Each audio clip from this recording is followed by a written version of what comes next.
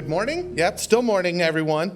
I'm so happy to have all of you here, especially our small business members. One of the reasons we decided to do this as we were gathering feedback from our membership, we recognize that a lot of our small business members don't understand or aren't aware, I guess is a better way of putting it, of the public policy work we do at the Chamber and their desire to be more engaged in it. And I think that's a fair question to ask. The folks that I interact with more often tend to be our board of directors, and those tend to not be small businesses. So I'm really excited that we have the opportunity to spend some time with you today. And as we know, small business really is the backbone of our economy. Over 50% of Michiganders work at a small business. So the work that you do is appreciated, and we recognize the impact. Before I get into some of the Chamber's work, I wanted to make sure I was highlighting our guests who are going to be sitting on the panel today. And let me explain to you a little bit about our government officials and the rationale for bringing them in. We recognize that as a small business, the issues that you deal with are diverse. Oftentimes they are issues with your local community. Sometimes it's with the state. And maybe a little bit less with Congress. So, right now, the federal government is certainly driving a lot of the conversation. So what we wanted to do was bring in a couple public officials who have experience both in local government and state government. They're former state legislators. Mike McCready is a former member of the State House of Representatives and currently serves as Bloomfield Township Supervisor. And can provide some perspective from the executive branch of local government. Also with us is David Knezek. David is currently a Wayne County Commissioner representing Dearborn Heights, Inkster, and Garden City. But prior to that, he served both in the House of Representatives in Michigan and the Michigan State Senate. So both David and Mike are going to be able, I think, to provide a perspective that will be valuable to you as small business owners. In addition to David and Mike, we're going to welcome Carolyn Cassin, who is the president and CEO of Michigan Women Forward. She works with small businesses like you every day to help them secure funding and develop, hopefully from a small business to a big business. Additionally, Carolyn has been incredibly active politically, both on our board of directors and as an individual, and I think can provide some perspective to you as small businesses how to best interact with your local officials. But before we get to the panel and before we get to your whiteboard, I want to highlight some of the work that the Chamber does here in Detroit, in Lansing, and in Washington, D.C. Our focus is, one of our focus and our primary focus is making sure that we're creating a better business climate for each member or each person in this room, whether that's tax policy, regulatory policy, or labor policy. We want to make sure that you have the best possible chance to succeed by doing business here in Michigan. And I think that was best highlighted through the work that we did at the end of last year and earlier this year to get needed amendments to the Earned Sick Time Act that was imposed on all of us by the Michigan Supreme Court. As my colleague Brian Schoaf says, we had 5 things that were on our priority list. We got 4.5 of them, and so that feels like we moved in the right direction. Additionally, workforce and training are incredibly important to us. Many of you probably know that we have a very robust talent and education portfolio. We administer the Detroit Promise. We also have a number of other degree programs focused on retention within the community college, and that drives our public policy as well. Because as you may know, community colleges are great places for students to start, but the retention rate and the persistence rate isn't quite where we need it to be. Finally, I want to talk a little bit about economic development. One of our guests, Mike McCready, was a former economic developer in his time between the legislature and serving at Bloomfield Township. We try and stand firm on economic development issues, whether it is maintaining the SOAR fund, protecting tax credits and incentives that have been given to our members, and then finally infrastructure.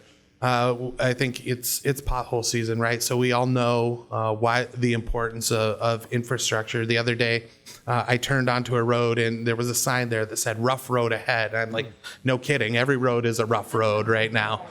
So there is a conversation going on in Lansing right now about what road funding should look like, how we can get more money into state highways and local roads, so that we can get people to and from work, that we can get customers to your front door, and enjoy a better mobility space here in Metro Detroit. So finally, I just want to say thank you again for all of you being here, for being willing to learn more about the chamber, to engage in this conversation, both with our panel and as we start the process here by trying to get your feedback and the issues that are weighing on your mind, the issues that keep you up at night, so that we can tailor our conversation both at the panel, but also that we as an advocacy team can be better advocates for you.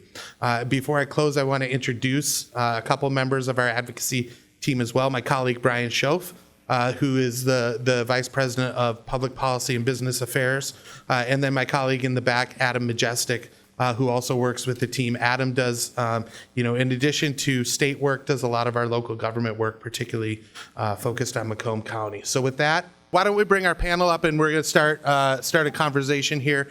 We will try and get to some of the specific issues that you brought up, but of course those are, if we answered every question, we would be here for hours on end, and I know everyone else has a job they need to do. So Mike, David, Carolyn, why don't you join me up here and we'll continue this conversation. I can't tell you how much I appreciate the three of you joining me. One of the things I heard, I think it pertains to all of these questions that we just talked about, but in particular to the idea of once a crime's committed, it's too late. And Mike and David, you both spent time in the state legislature. Tell me a little bit about what's the most effective tool to get those types of interests before you as a member of the legislature for all of these folks, because I think the question is very relevant. How do they get to know you? How do they share their interests with you so it doesn't become like the crime that's already been committed? Let me start. As a legislator, we're very accessible to the public, more so than you may realize. We also had a staff in the House. We had 2, and in the Senate, what'd you have? How many did you? 4. And the staff really knows everything the representative or senator is doing for their schedule. And if you want to meet with them, the best thing to do is just call the office and make an appointment. In Lansing, you're in session Tuesday, Wednesday, Thursday, and you can make a time either one of those days to drive to Lansing to meet with them, or in the district. I always enjoyed meeting with our constituents in the district, usually at the library or Township Hall.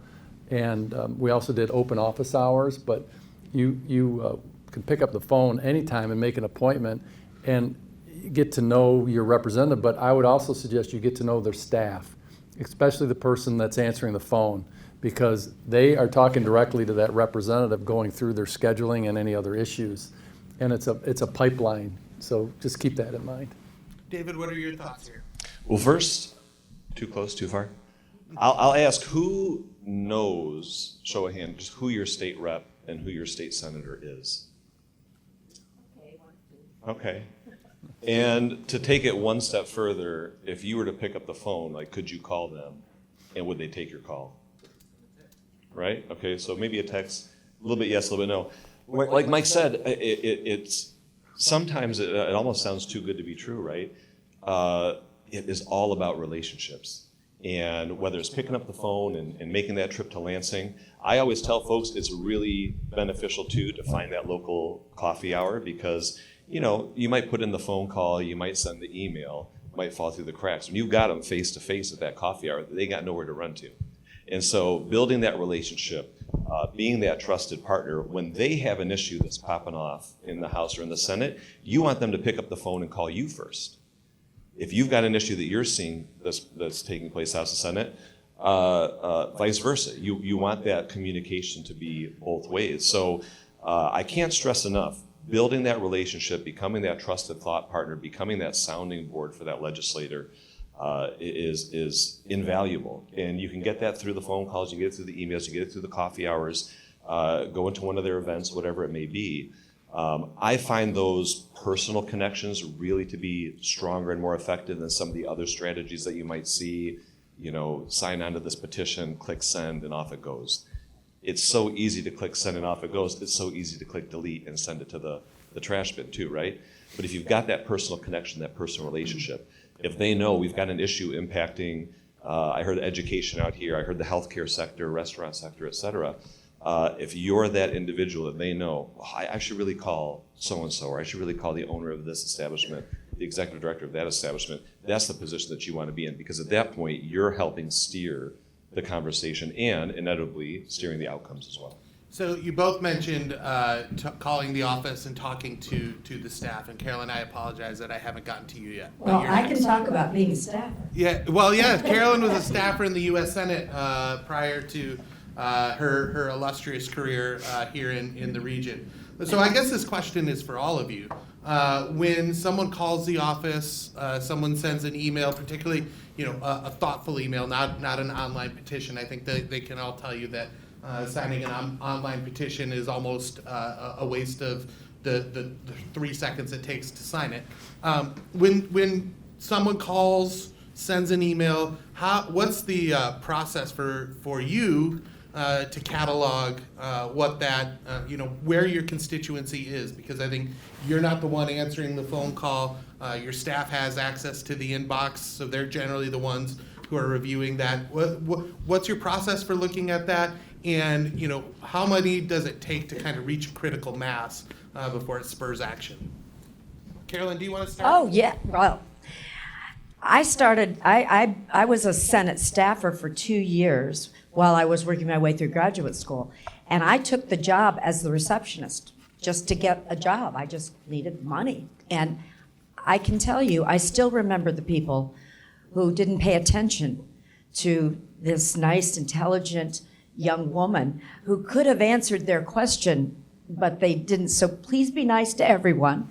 Please talk to every person, because I don't know how you guys did it, but the senator I worked for wanted me to answer any question that I could legitimately answer, and then wanted me to handle as many things that came up as I could possibly handle. And I knew who to go to on the staff to tell them that. So you can get a lot done just by talking to the staff, and they will pass your information along, at least in Senator Harkey's office. You got your information got passed along, because everything matters to an elected official. Everything, you think it doesn't really matter, you think it really isn't all that important, but they take it very seriously, because you are really the voice of, the rest of the day they listen to lobbyists, they're listening to policy people like Brad, who are inside baseball people. But when you call, they're often listening to somebody who is just a constituent who really wants to tell them what their concerns, their issues, or their concerns are, and they want to hear that. And so in the old days, we wrote it down. Now you type it, so that's what I would say to all of you: is please get to know the staff people in everyone's office, because that's really where you start. And be nice to even the most lowly person, the person who is sitting in that office. Today's receptionist could be tomorrow's chief of staff, so Exactly. keep that in mind. David, you made a pretty quick climb up the legislature. I think you only served 1 term in the House and then immediately got sent into the Senate, and were part of the core leadership team that was running the Senate Democrats. I think that is because you and your staff were excellent at constituent service. So how did your staff, and how did you work in concert with your staff to keep your finger on the pulse? You know, the first thing I'll say is how much I appreciate what you said about treating that frontline staffer with respect. For me, it was always a line in the sand. If you pick up the phone and you're yelling at them, berating them, treating them with disrespect, I don't have any expectation that my staff accept that type of treatment from folks. And so you're absolutely right. That frontline person, it's a make it or break it type of individual. They're going to be the one that elevates it up, or they're going to be the one that sees it off to the side. For us for us, it was pretty simple. I would come in on Tuesday mornings. We'd make the trip up from Dearborn Heights to Lansing, have that staff meeting. What did we hear? What was the call volume like? What was the email volume like? Who can we have that be handled by either an individual staffer within the office, maybe somebody better suited at the local or the county level to handle that issue? Because the reality is, when you're in the state level, you're more visible than a county commissioner. You're more visible than a city council member. So you get all of the questions: city, state, county, municipal. And so we tried to be, whether it was a state issue or not, just that good conduit to other folks. The threshold, Brad, that we kind of set within our office, within a Senate seat in Michigan, you represent roughly 270,000 people. If I would get a call on one issue, you could chalk that up to maybe it's just a neighborly dispute or something. 4 or 5, it's starting to get my ears perked up. For me, mission critical was 10. If I had 10 people out of 270,000 from the district, key piece there, not from somebody else's district, from my district, 10 people reach out on a singular issue, immediately to the top of the pile. Something is really of great interest and impact to the community. We need to make sure that we're hands-on and involved in us.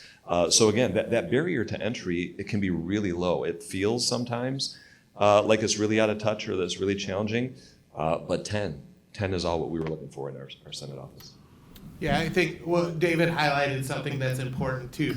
Don't send a letter to all 148 members of the legislature because the ones you represent are going to be the only ones who are paying attention to it, and the rest of them are going to forward it to people like David and Mike who represent you. Mike, did you have anything different in the way you handled constituent concerns when you'd get letters, emails, or phone calls? No, pretty much how David was laying it out. And even today, I still talk to my staffers in Lansing to remind me how I voted on certain issues, because you forget, but they don't. They have better memory of these things. And also, they came to my swearing in as Township Supervisor, which I was greatly flattered by. But the one point, Jason, who was my front desk, took all the phone calls for 6 years while I was in Lansing. I could ask him, Jason, give me a list of people in Bloomfield Township that we worked with that we didn't want to hear from, because there was always some people that they had issues, and their issues weren't necessarily state issues, but they needed help somehow. And even today, my administration person, Sue Bolin, if we have problems within the township in a neighborhood, I'll just say to Sue, I don't need to call them back.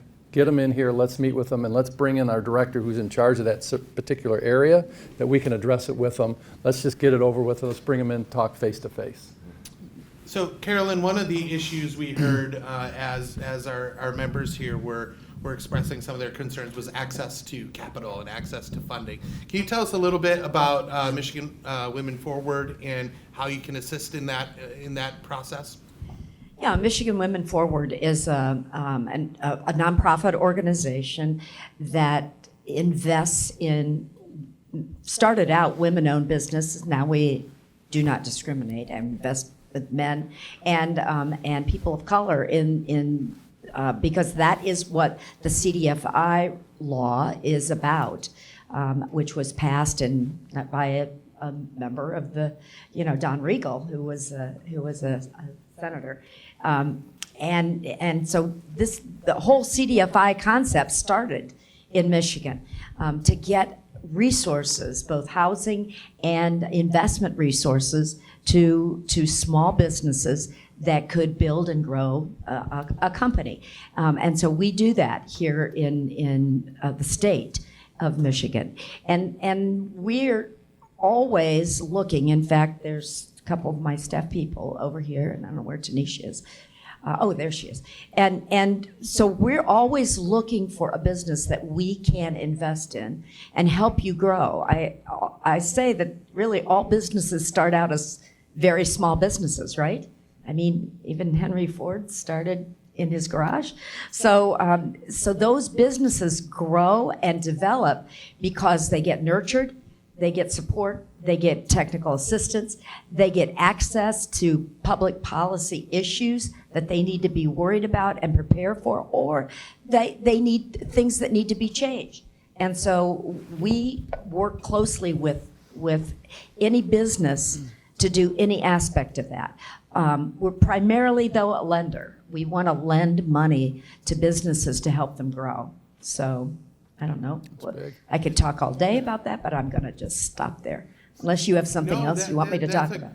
a great answer, Carolyn. And I want to flip it over to another issue that we heard about and I mentioned earlier, which is transportation and infrastructure funding. Now, David and Mike, you both sat in the legislature. I probably lobbied you both on this at some point over the course of your tenure. And it's been a long time since we've been able to inject significant new amounts of cash into our infrastructure system. What are some of the barriers to that that have made that such a vexing issue for the legislature over the course of, the last 35 years?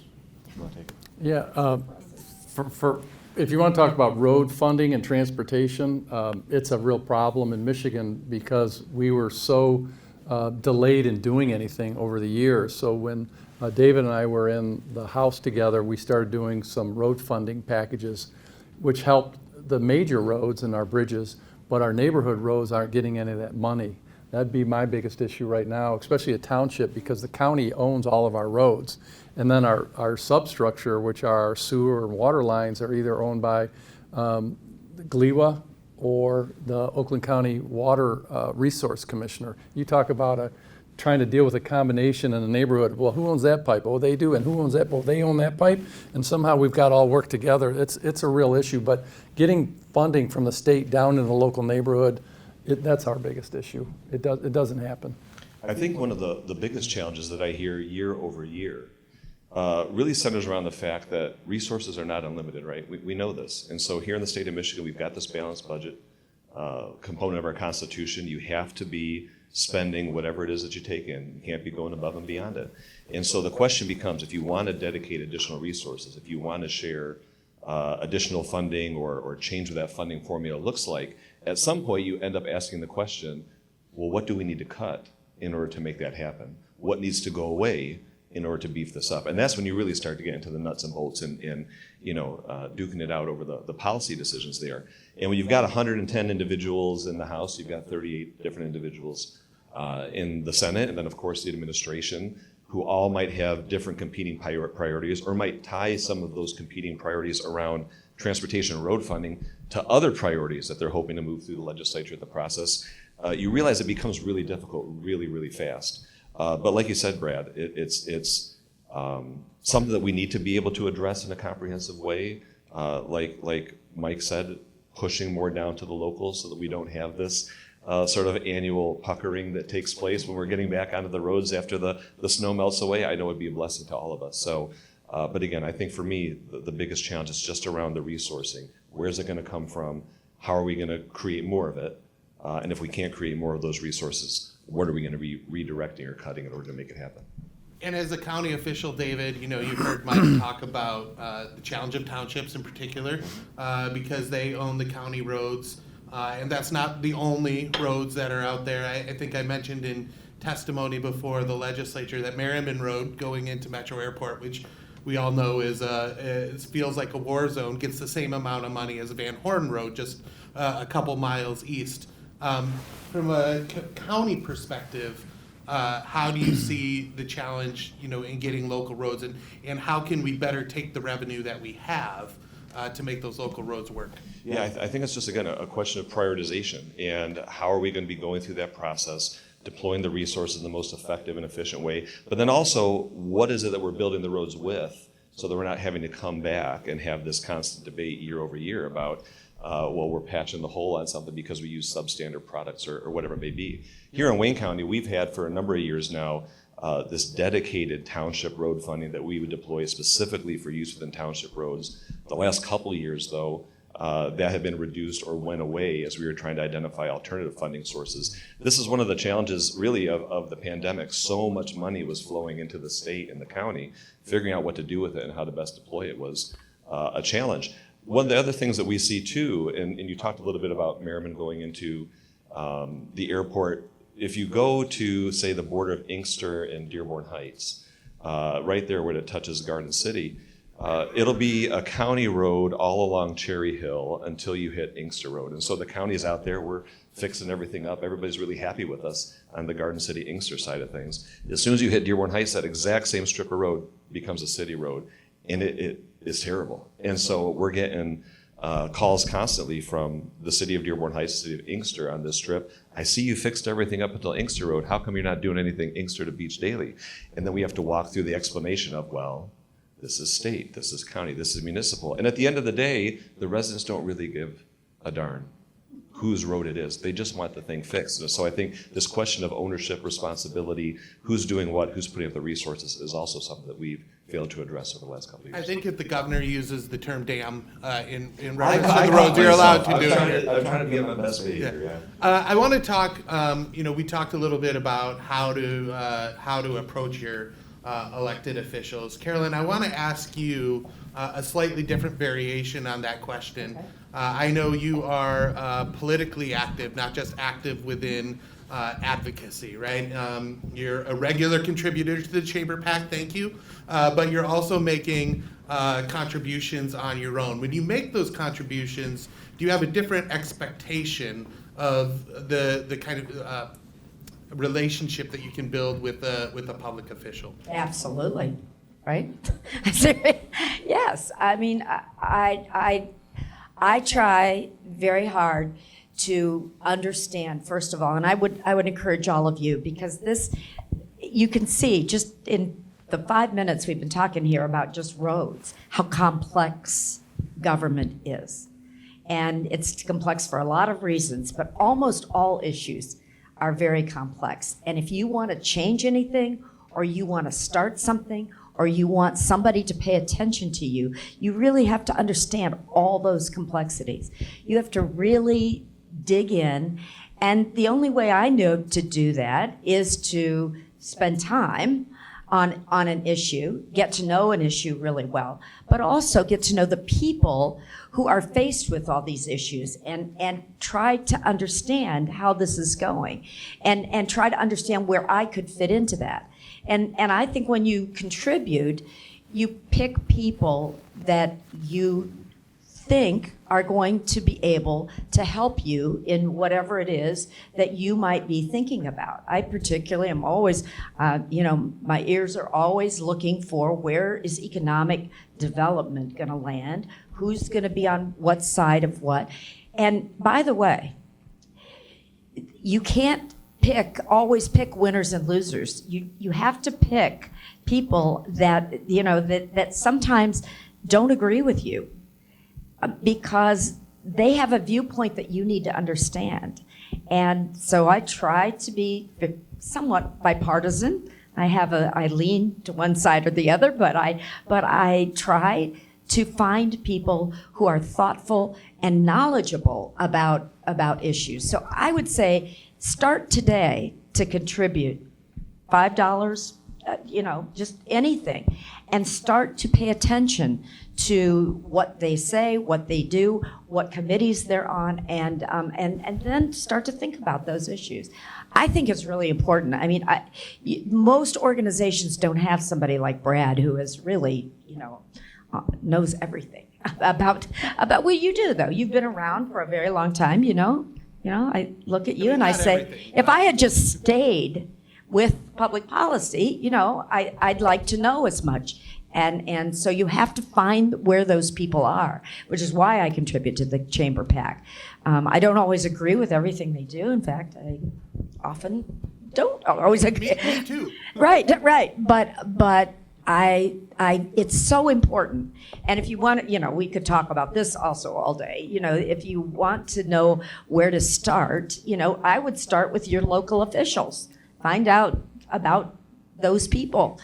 Do you like what they're saying and doing? Do you want to get to know them better? Do you want to be, do they represent some of your viewpoints on things? Just become an informed and a citizen. And part of that is putting your money where your mouth is, frankly, where you really want to influence something. So, Mike, That's my political yeah, speech for the day. on the flip side, I think there's this misperception that lobbyists and dark money run Lansing, and particularly because I've been to a fundraiser for you, I've been to a fundraiser for David, and would continue to do so. What role, from a elected official's perspective, do campaign contributors have as far as it goes to helping to influence your policy perspective or having access to elected officials? I think you took the words right out of my mouth, Brett. To me, it was this point that Carolyn was getting to about access, not outcomes. You get into a really dangerous and slippery slope when you start to believe that this money or this donation is going to lead to a specific outcome. And I can tell you personally countless stories where I've had folks call, David, you're going to vote this way on this bill. And I said, oh, thank you. And I said, oh, well, I disagree with the bill. Here's my reasons why. I'm trying to engage in a thoughtful conversation. They said, no, David, you don't understand. I gave you $1,000 for your campaign. You're going to vote no on this bill. And I said, thank you for your time. I hang up the phone, and the first call I make after that is to my campaign treasurer. Please write a $1,000 check back to this person, put it in the mail, and send it to them. Because if they believe that this money is going to buy any sort of an outcome for me, it's not a relationship that I'm interested in. The question of access, though, I think is really important. And the thing is, you hit it again on the head. It doesn't have to be $1,000. It doesn't have to be $500. The $5 that the pensioner and Inkster would donate to me means more to me and is going to get me more interested in picking up the phone and reach out to them than the $1,000 from some nameless, faceless person that I've never seen that donated through Act Blue or what have you. So, but it's another tool in the toolbox. It's another way to engage. But again, don't walk down that slippery slope, and know that you're going to take a couple L's along the way. It's all about the relationship, not burning the bridge, and keeping that line of communication open between you and who it is that you hope to affect. So, Mike, to follow up on that, you're a township supervisor now, and the funding for that campaign, I think, looks a little different. The amount of political action committees who are engaged in that, I assume, is less than what was true when you were in the legislature. Can you talk a little bit about, and I think David alluded to it, that it doesn't have to be a $500, $1,000 check. What does it look like when you're engaging with your constituents? Because I know you all have fundraisers back in the district as well. Yeah, raising money, what are you using that money for? Well, you're using it to get your name ID out there. So it's mailings, it's social media. We did some text messages, then we pulled away from text messages because there's too many text messages going out. At first it was okay, then it got really well overdone. But we do have some that contribute more than others, but you have to treat everybody the same. But you're probably going to hear more from the bigger donors than you are sometimes the smaller donors. And does it influence your decision making?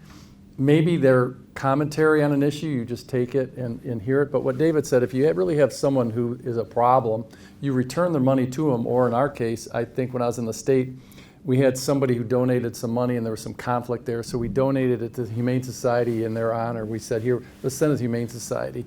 One of the big issues when I was in Lansing, I was a big proponent of auto no fault, our old auto no fault laws. And so the hospitals were big supporters of mine. The insurance companies were not, because these were the two ones going head to head.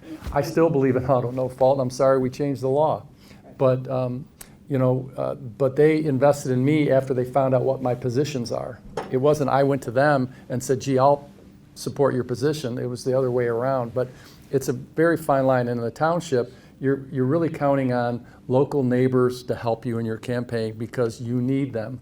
They're like I just look at myself as a share of stock. Are you going to buy into my stock? And if you are, we're going to move forward, but we're not going to agree on everything together. So I think we've got 5 minutes left. Is that right, Lori? A few minutes, there's some questions. Okay. The last topic I want to hit, and I want to hear it from David and Mike's perspective, and then Carolyn, I'd like you to weigh in on how important that this is when you are deciding who you want to support. When I called both of you, David and Mike, and asked you to be a part of this panel and shared that your partner was going to be participating, you both said, that is great. I loved working with David, or I loved working with Mike while we were in the legislature. It's been a little bit since we've gotten to do it. Mike, you're a Republican. David, you're a Democrat.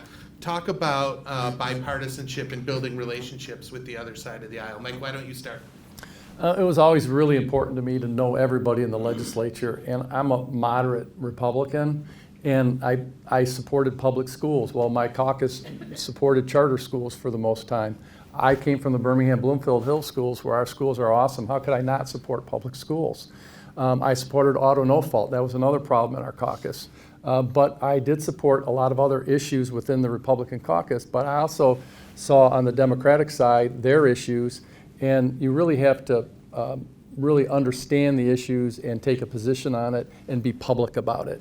And I did, and really the district I'm in, I would call it a purple district. It's 50-50, and it could go either way. So you have to be very aware of your constituents and the area that you're supporting to make sure that you're in line with what their thinking is. If I were a hardcore R or D, I'm not sure in the Bloomfield Township area how that would fly.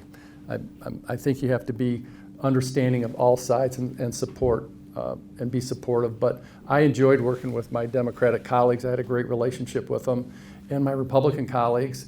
And I think we got a lot of things done. I was very happy. Not about everything. I always told people, if you're batting .250 in Lansing, you're doing pretty good.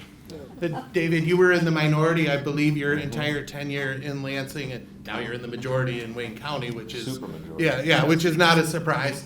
How did you utilize bipartisan relationships to get things done? Because I know you passed a lot of bills as a Democrat. Thank you, Brad. I appreciate that. Yeah, it was out of necessity. You know, when I came into the House, we were in the minority. When we were in the Senate, we were in the super minority. There was 11 or 10 Democrats out of the 38 that were in the whole time. It's easier, I think, in the Senate to build those relationships because you're one of 38. But this question around bipartisan activity, especially now, I think is so relevant and so needed. When you have folks that are running to the extremes, nothing is getting done. And we're going to continue to have these conversations year after year. Why couldn't we fix this? Why couldn't we fix that? Because we're living on the extremes. For me, I'll give you just a specific example. Before I got elected to the legislature, I was in the Marine Corps. I served for 6 years. And so when I came into the House, I was 25 years old. I'm full of piss and vinegar, and I want to do it all. And had really wanted to move a bill forward around veterans hiring preference for the private sector. The public sector had the ability to do this going back to the Civil War, but the private sector did not. Well, there I am, this minority Democratic Party member. I'm putting in the bill, and I'm trying to work it. And it wasn't until I had reached out to the chamber and reached out to Walmart, and I said, my party keeps telling me, don't talk to these folks. Don't talk to those folks. We're against them. We're against what they stand for. But I saw it as an opportunity to where if we disagree on 90% of things, okay, that's fine. Give me the 10% and let's double down on that. And let's actually get something done. And so what you find very quickly, especially as a minority party member, we might agree on certain issues. You also might not be the best messenger for it. And so I said to Walmart, could you go in and talk to these Republican members? Could you tell them the value of what it is I'm trying to do and that it's okay to come on board with this minority party member to support it? What I couldn't get done in 6 months was done, I think, in 2 or 3 weeks after that. And so for me, it was a necessary part of the job. And it's really, to me, it's the most fun part about it. Building those relationships, hanging out, having the proverbial beer after you get done fighting on the floor. Margaret O'Brien, Republican from Portage, one of my closest friends, and the senator, we ran the Marine Corps Marathon together down in Washington, D.C. in honor of some of my buddies that we lost. That's the type of stuff that sticks with you forever, and we're close to this day. So we need more of it. We really do. I still have on my desk the challenge coin that you gave to supporters of that bill once it passed. Carolyn, you are a member of the Chamber Board. We try very hard to be a bipartisan organization. I know you have an ideological perspective, but how important are folks like these two who have worked together as you're making your decisions, both politically but also working in the legislature to try and get things done? Well, I think the best thing that you all have learned here today is that this is what representative government looks like. Besides, there's not a woman in one of those positions. But it is definitely, these are people you can talk to. Is there anybody here who doesn't think they could ask them a question, call up their staff, this is what it's like. This is and that's, to me, that keeps me going. It keeps me involved politically, frankly, because good people run for office. There are a couple that aren't so good. But most people who run for office, this is a thankless job. It's a hard job, right? It's a job that wears you out. And everybody wants, to tell you something. And so, but you can actually get close to people. You can talk to them. And that, to me, makes it all worthwhile. And every time I go to an office and get to know somebody, I find that I have something in common with them. And I would urge all of you to, put on your things to do, to go meet your state rep, your township supervisor, meet somebody who you have elected to do a job, because they've been elected to do work. And all bipartisanship means is that we're going to figure out how to make something happen. And this idea that nothing can happen unless I agree with everything is crazy. And none of us live our lives that way, right?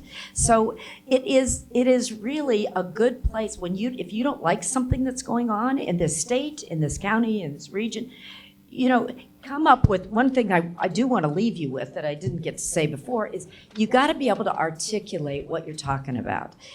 You really have to, and I put something together that I take to the Michigan legislature. It's just a little 2-page, got to be short. They don't have time to read, neither do the staff, time to read a whole, your whole history and everything you want them to know about your issue or anything. Put it together and get your elevator speech put together that you could say it really, literally, as you're walking them to the elevator. So they can go vote, or they can go meet with somebody that they've made a commitment to.